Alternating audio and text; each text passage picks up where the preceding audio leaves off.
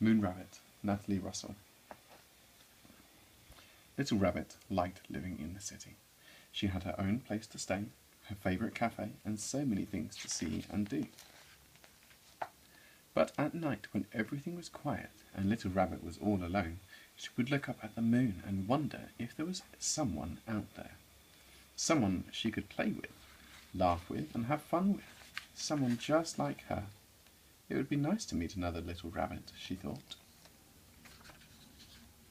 When the city became very busy, Little Rabbit would go to the park to read her book. One day, as Little Rabbit read, she heard the most beautiful music floating on the air. She lay back and listened. The park was so peaceful and the sun was so warm that Little Rabbit's eyes began to close, and very soon she was fast asleep.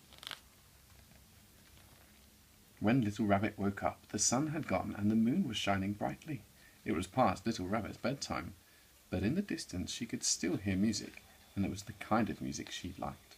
So Little Rabbit picked up her book and followed the sound through the trees, and there she saw a rabbit, a brown rabbit who was playing a guitar, making music that made Little Rabbit want to dance.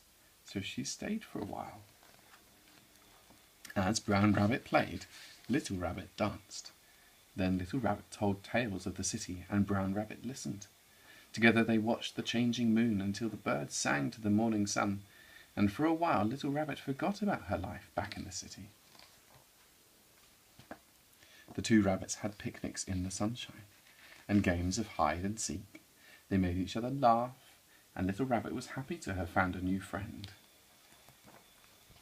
But then one dark night, Little Rabbit saw the city lights glowing in the distance and suddenly felt sad. "The city is so beautiful," she sighed. Brown Rabbit was quiet.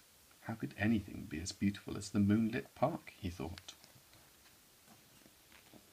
Brown Rabbit didn't like to see his new friend feeling sad, so he played his guitar and danced around Little Rabbit. He even stood on his head, anything to make her laugh or see her smile. But there was nothing he could do to make her happy. "It's time for me to go home," said Little Rabbit.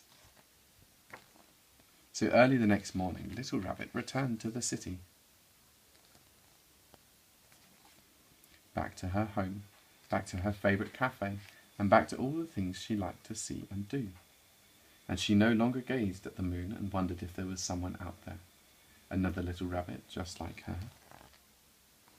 Because she knew that there was, and he was coming to visit the very next day.